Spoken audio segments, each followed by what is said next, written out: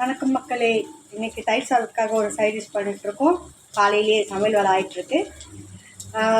2 spoon எண்ணெய், கொஞ்சம் கடுகு, கொஞ்சம் பொடி பொடியாக இருக்கணும் பச்சை மிளகா, கொஞ்சம் பூண்டு பொடி பொடியாக இருக்கிறது, 2 வெங்காயம், தக்காளி கிடையாது இதுக்கு. நல்லா வதக்கிட்டுங்க. வதக்கிட்டு அதுக்கப்புறம் உருளைக்கிழங்கு, கத்திரிக்காய். உருளைக்கிழங்கு ஒன்று, ஒரு 6 கத்திரிக்காய். நான் 2 பேருக்கு தான் செய்கிறேன், நிறைய செய்யலை. அதனால் அதுக்கேற்ற மாதிரி நீங்கள் பண்ணிக்கோங்க. இதில் வந்து நிறைய மிளகாத்தூள்லாம் கிடையாது. நான் ஒரு மசாலா அரைச்சிருக்கேன். என்ன மசாலானா, ஜீரகம், மிளகு, கொஞ்சம் வெந்தயம், 4 காஞ்ச மிளகா, 4 பூண்டு வச்சு வறுத்துட்டு நீங்கள் வந்து பொடியாக்கி வச்சுக்கோங்க. சரிங்களா? கொஞ்சமாக கலருக்காகவும் கொஞ்சம் லைட்டாக காரத்துக்காகவும் வெறும் மிளகாத்தூள் கொஞ்சோண்டு சேர்க்குறேன், நிறைய கிடையாது.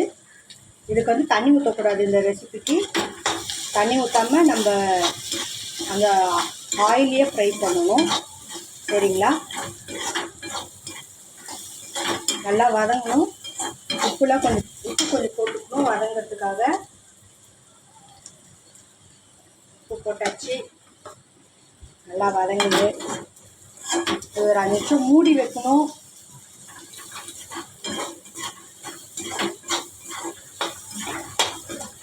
மூடி வச்சிங்கன்னா ரெடி ஆகிடும்.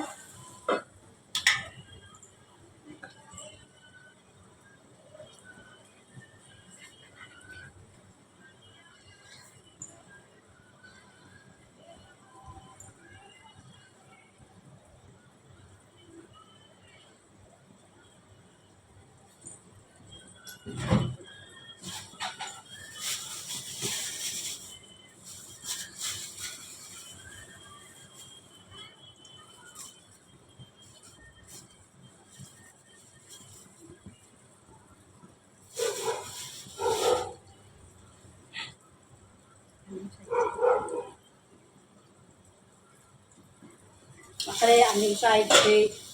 இப்போ பாருங்க, கருவேப்பிலை கொஞ்சம் சேர்த்துக்கலாம். கருவேப்பிலாம் சேர்த்து சாப்பிடணும், அது உடம்புக்கு ரொம்ப நல்லது. சரிங்களா? அவ்வளோதான். இப்போ வந்து நம்ம அரைச்சி வச்ச மசாலா இது பாருங்கள். காஞ்ச மிளகா, மிளகு, ஜீரகம், 2 வெந்தயம். ஏன்னா வெந்தயம் ரொம்ப கசக்கணும், நிறைய போடாதீங்க. அதை வந்து நல்லா வறுத்துட்டு நம்ம பொடியை அரைச்சி வச்சுருக்கோம். அந்த மசாலா மட்டும் சேர்க்க. இது ரொம்ப நல்லாயிருக்கும் தயிர் சாதத்துக்கு. தயிர் சாதம், சாம்பார் சாதம் எது கொண்டாலும் சாப்பிட்லாம்.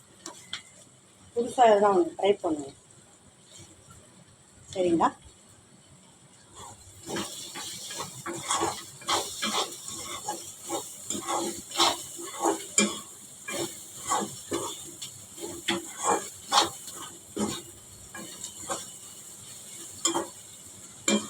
பாருங்க மக்களே, கத்திரிக்காய் நல்லா வெந்துடுச்சு, உருளைக்கிழங்கு நல்லா வெந்துடுச்சு.